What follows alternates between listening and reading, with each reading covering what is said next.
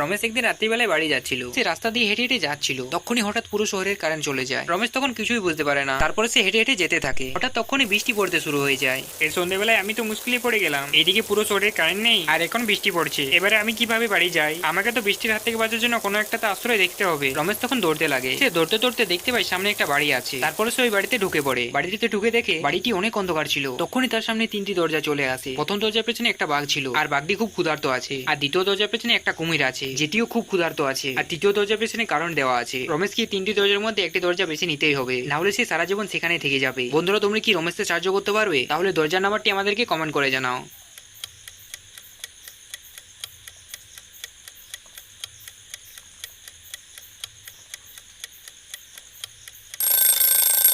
রমেশ যদি তৃতীয় দরজাটি বেছে নেয় তাহলে সে বেঁচে যাবে, কারণ তুমি যদি মনে করে দেখো পুরো শহরের কারেন্ট তো চলে গেছে। আর রমেশ যদি তৃতীয় দরজাটি বেছে নেয় তাহলে তার কারেন্ট লাগবে না, সে বেঁচে সেখান থেকে বেরিয়ে যাবে। পুলিশ একদিন একটা চোরের পেছনে দৌড়াচ্ছিল। চোরটি একটা মহিলার ব্যাগ চুরি করে পালাচ্ছিল। চোরটি দৌড়তে দৌড়তে সামনে একটা বাড়িতে ঢুকে পড়ে। পুলিশও তাকে ফলো করতে করতে ওই বাড়িতে ঢুকে যায়। পুলিশ বাড়িতে ঢুকে দেখে চোরটি সেখানে নেই। পুলিশ তখন বাড়িটিকে সার্চ করতে লাগে। বাড়িটি অনেকক্ষণ সার্চ করার পর পুলিশ চোরটিকে পায় না। মনে হচ্ছে চোরটি বাগানে কোথাও লুকিয়ে আছে, যাই একবার বাগানটিকে সার্চ করে নি। পুলিশ তখন বাগানটি দিকে যায়। সে বাগানে গিয়ে দেখতে পায় সেখানে তো আবার তিনটি রাস্তা আছে। চোরটি তিনটি রাস্তার মধ্যে একটা রাস্তা দিয়ে পালিয়েছে, কিন্তু পুলিশ বুঝতে পারছিল না কোন রাস্তা দিয়ে চোরটি পালিয়েছে। বন্ধুরা, তোমরা কি পুলিশকে সাহায্য করতে পারবে? তাহলে রাস্তার নাম্বারটি আমাদেরকে কমেন্ট করে জানাও।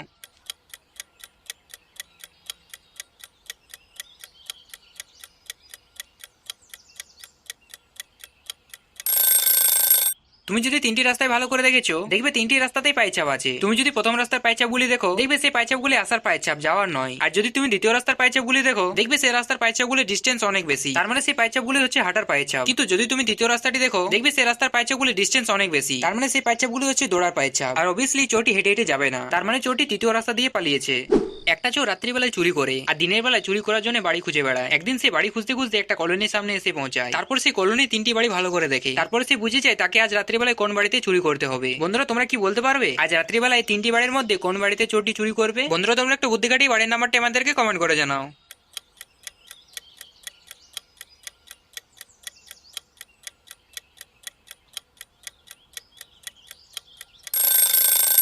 তুমি যদি তিনটি বাড়ি ভালো করে দেখেছো, দেখবে দ্বিতীয় বাড়ি মেয়েটি অনেক সোনার গয়না পরে আছে, তার মানে এই বাড়িতে অনেক সোনার গয়না আর টাকা হবে। তাহলে তো চোর অবভিয়াসলি দ্বিতীয় বাড়িতে চুরি করবে।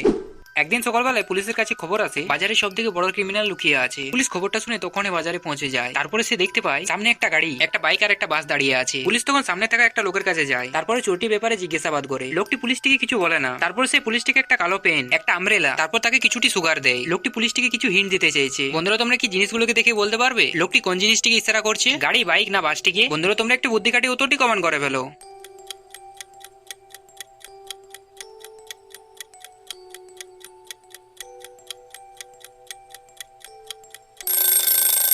তুমি যদি তিনটি জিনিসের প্রথম লেটারগুলি সাজাও, যেমন ব্ল্যাক পেনে বি, আমব্রেলার ইউ, সুগারের এস, তিনটি মিলিয়ে হয়ে যাবে বাস। তার মানে ওই লোকটি বাসটিকে ইশারা করছিল। চোরটি ওই বাসটিতে লুকিয়ে আছে। রমেশ একদিন একটা গুহার মধ্যে ফেসে যায়। গুহাটি থেকে বেরোনোর জন্য চারটি দরজা ছিল। প্রথম দরজার পেছনে একটা নেকড়ে আছে, দ্বিতীয় দরজার পেছনে একটা জম্বি আছে, তৃতীয় দরজার পেছনে একটা ভূত আছে, আর চতুর্থ দরজার পেছনে একটা বাঘ আছে। বন্ধুরা, তোমরা কি এবারে বলতে পারবে রমেশকে তাহলে কোন দরজাটা বেছে নিতে হবে? তাহলে সে বেঁচে ওই গুহা থেকে বেরোতে পারবে? বন্ধুরা, তোমরা একটু বুদ্ধি খাটিয়ে উত্তরটি কমেন্ট করে ফেলো।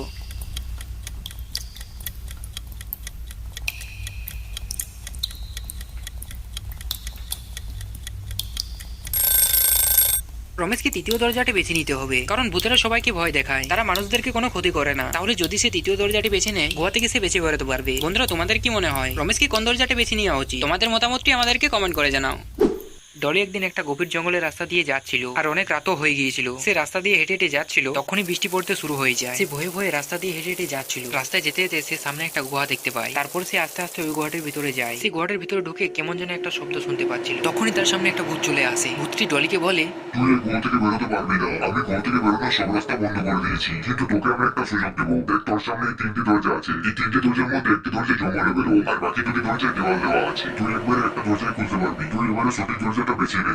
ডলি তিনটি দরজা দেখে ভাবতে লাগে। বন্ধুরা, তোমরা কি তিনটি দরজা দেখে বলতে পারবে এই তিনটি দরজার মধ্যে কোন দরজা দিয়ে বেরোনোর রাস্তা আছে? বন্ধুরা, তোমরা একটু বুদ্ধি কাটিয়ে উত্তরটি কমেন্ট করে ফেলো।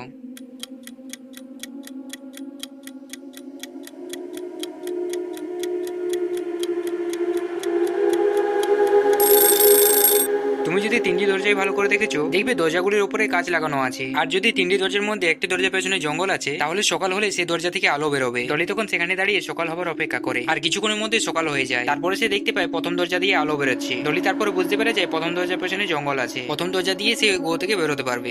একটা আর্মি ক্যাম্পে অনেকদিন ধরে চুরি হচ্ছিল। প্রতিদিন রাত্রিবেলায় গোডাউন থেকে কখনো গান আর কখনো তো বোমা চুরি হচ্ছিল। আর্মি অফিসার বুঝতে পারছিল না চুরিটা কিভাবে হচ্ছে। তখন সে চুরির ব্যাপারটি ভালো করে তদন্ত করে। তারপর তার দুটি আর্মির উপর সন্দেহ যায়। তাদের আর্মি জয়েন করা বেশি দিন হয়নি। অফিসার তখন তাদেরকে জিজ্ঞাসাবাদ করার জন্য ডেকে নেয়। তারপর তাদেরকে কিছু প্রশ্ন জিজ্ঞেস করে। প্রথম আর্মিটি বলে, স্যার আমার ক্যাম্প থেকে রুমটা অনেক দূরে, আর এখানে রাত্রিবেলা আসা অসম্ভব। স্যার আমি তো পুরো দেশভক্তি, আমি দেশের বিরুদ্ধে যেতে পারি না। অফিসার ওই দুজনের কথা শুনে ভাবতে লাগে। তারপরে বুঝতে পেরে যায় এখানে চুরিগুলি কে করছে। বন্ধুরা তোমরা কি দুজনকে দেখে বলতে পারবে এখানে কোন আর্মিটি রাত্রিবেলায় চুরি করছে? বন্ধুরা তোমরা একটু বুদ্ধি কাটিয়ে উত্তরটি কমেন্ট করে ফেলো।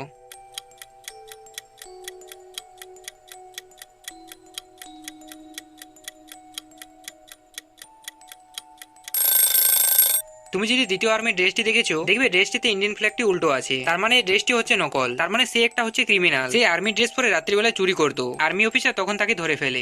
একদিন একটা চোর চুরি করে পালাচ্ছিল। পুলিশ তাকে ধরার জন্য তার পেছনেই ছিল, কিন্তু চোরটি পুলিশের থেকে অনেক স্পিডে দৌড়ছিল। চোরটি দৌড়তে দৌড়তে পাশের একটা জঙ্গলে ঢুকে পড়ে। পুলিশও তাকে ফলো করতে করতে ওই জঙ্গলটিতে ঢুকে যায়। তারপরে সে দেখতে পায় সামনে একটা গুহা আছে। পুলিশ তখন কিছু না ভাবে ওই গুহাটিতে ঢুকে পড়ে। গুহাটিতে ঢুকে পুলিশ চোরটিকে খোঁজাখুঁজি করতে লাগে। পুলিশ চোরটিকে খুঁজতে খুঁজতে হঠাৎ তিনটি দরজার পরে নজর যায়। তারপরে সে তিনটি দরজার সামনে যায়। চোরটিকে তো গুহাতে চারিদিকে খুঁজলাম, কিন্তু কোথাও চোরটিকে পাইনি। আমার মনে হচ্ছে তিনটি দরজার মধ্যে একটি দরজার পেছনে চোরটি লুকিয়ে আছে, কিন্তু কোন দরজার পেছনে লুকিয়ে আছে? প্রথম দরজাটির পেছনে আগুন আছে। চোরটি যদি সেই গুহাতে লুকোয় তাহলে তো সে আগুনে পুড়ে মারা যাবে। আর দ্বিতীয় দরজার পেছনে তো বিষাক্ত গ্যাস আছে। চোরটি যদি সেই দরজার পেছনে লুকোয় তাহলে তো সে গ্যাসের গন্ধতে মারা যাবে। আর তৃতীয় দরজার পেছনে একটা বরফের দেওয়াল আছে, যে দেওয়ালটি ভাঙা অসম্ভব। তো বন্ধুরা তোমরা কি এবারে বলতে পারবে চোরটি তাহলে কোন দরজার পেছনে লুকিয়ে আছে? বন্ধুরা তোমরা একটু বুদ্ধি কাটিয়ে উত্তরটি কমেন্ট করে ফেলো।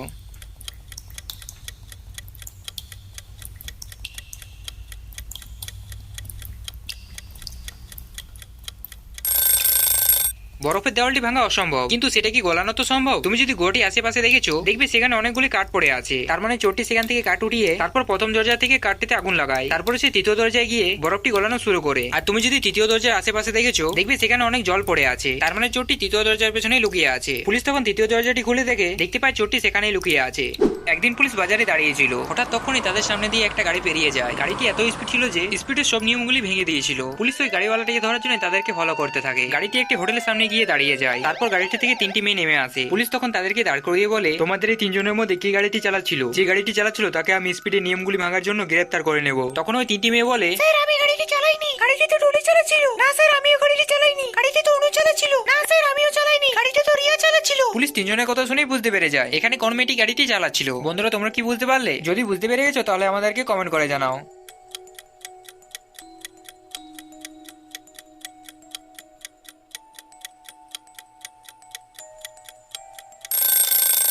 তুমি যদি তিনটি মেয়েকে ভালো করে দেখো, দেখবে প্রথম ও দ্বিতীয় মেয়েটি হিল দেওয়া জুতো পরে আছে। আর হিল পরে অত স্পিডে কেউ গাড়ি চালাতে পারবে না। তার মানে এখানে তৃতীয় মেয়েটি গাড়িটি চালাচ্ছিল। পুলিশ এটা বুঝতে পেরে যায় আর ওই মেয়েটিকে গ্রেফতার করে নেয়। বন্ধুরা তোমরা কি তিনটি আয়না দেখে বলতে পারবে এখানে কোন আয়নাটি হচ্ছে জাদুর আয়না? বন্ধুরা তোমরা একটু বুদ্ধি কাটে উত্তরটি কমেন্ট করে ফেলো।